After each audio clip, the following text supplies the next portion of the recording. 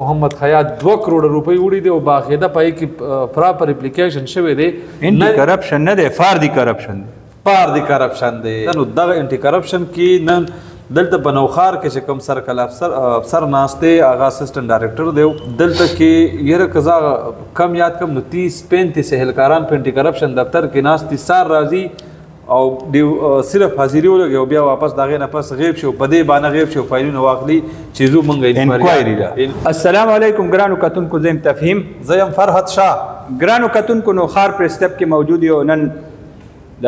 تاریخي اعتبار سره ډیره اهم ورځ ده او په ټول پاکستان کې او په ټوله دنیا کې نن یوم انسداد رشوت ستانی چې انټي کرپشن ډے حوالې سره نوم باندې یادېږي. خو بدقسمتۍ نه چې یو طرف ته انټي کرپشن ډے هغه مناوېدو نو عمدق هلته کې د کرپشن بازار هغه دې ضلع کې ګرم و. انټي کرپشن حوالې سره دلته څه غټ تقریبات څه واک څه دغه ونه شو او د دې نه معلومیږي دا چې زمونږ کوم واکداران دي او زمونږ کوم متعلقه ټولې ادارې دي نو هغه د هغوی توجه بل طرف ته ده او هغه دې طرف ته چې کم قومي ایشو دي او کم د هغوی مکمل کار دی نو هغې باندې نظر نه دی. د دې انټي کرپشن ډے باندې چې انسداد رشوت ستانی مهم جاری و نو په دې دوران کې په مختلفو دفاترو کې د رشوت بازارونه ګرم و. په دې ورځ باندې د دې نوخار د نظامپور په سیندونو کې د غیر ملکی چې بار ملکونو نه کم خلق دي مافیا ده هغوی باقاعده نظامپور او دې علاقو کې ډیرې واچولې. دا ډېر خطرناک خبرم دی او دا د کرپشن په اجازت باندې زه چې هغه نوم ورتالم کرپشن پرمیشن نو د کرپشن پرمیشن په بنیاد باندې زما په دې نوخار کې نظامپور کې غیر ملکیانو هم د سونې مایننګ هغه شروع کو. نو تاسو سوچ وکئ چې زمونږ ملک دا به ترقي څنګه کوي. چې دا حالت مو کتو نو مونږ مونږ به خبره کوو صرف او صرف په انټي کرپشن ډے باندې چې دلته کې زما انتظامیې او زما چې کوم متعلقه فورمونه دي او خلق دي ادارې دي هغوی دې دپاره هغوی دې طرف ته ډېر نظر نشته. فرحت شاه بھائی دا څه حال دی؟ حالات ډېر خراب دي صدر صاحب شکریہ. حالات ډېر خراب دي. نن چې د انټي کرپشن ډے مناویږي نو یو طرف ته کرپشن ډے شروع ده دا د اوس نه ډېر مخکې نه. نو زه خو د اریان په دې چې دا انټي کرپشن ډے په څه مناویږي چېرته دا په دغه ډے کې دا شی پیش شو چېرې منګه کرپشن 2% کم کو دا پکې چېرته مخې ته رال نشته او وی چې د ټولو نه غټ کرپشن دا دی چې په امانت کې خیانت وکړي.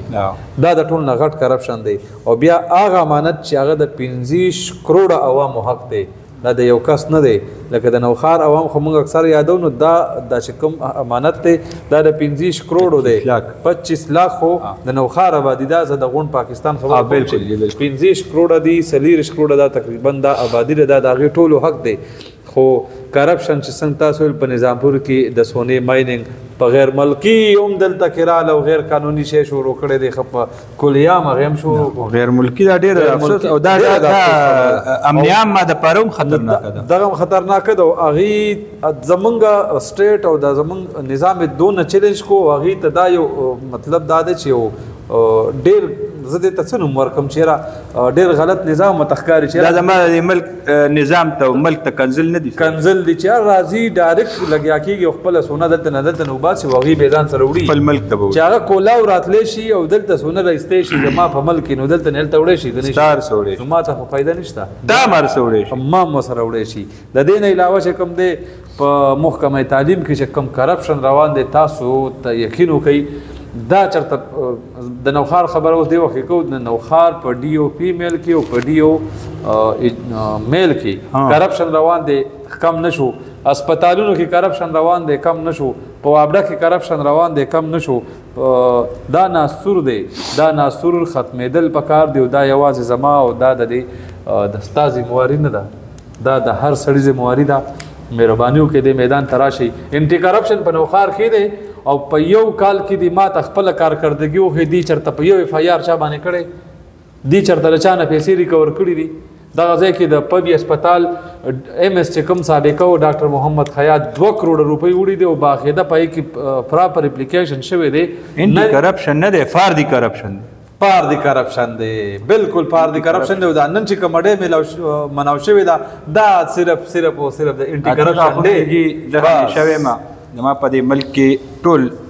سیزونه مونږ ته مصنوعي او خود ساخته ښکاري او مونږ یم دا چې هر کله ناکله وایم چې زه به نه لیونی کېږم ولې به نه لیونی کېږو څه وخت پس به دلته کې دا خلق هم چې دا حالت ګوري نو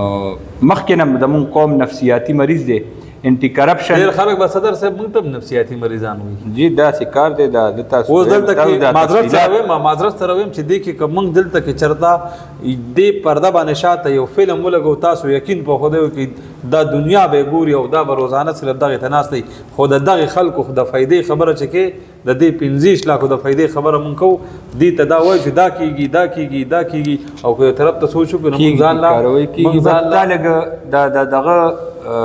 داسې قسمه خبرې چې دا لږ وخت لري او دې کې بیا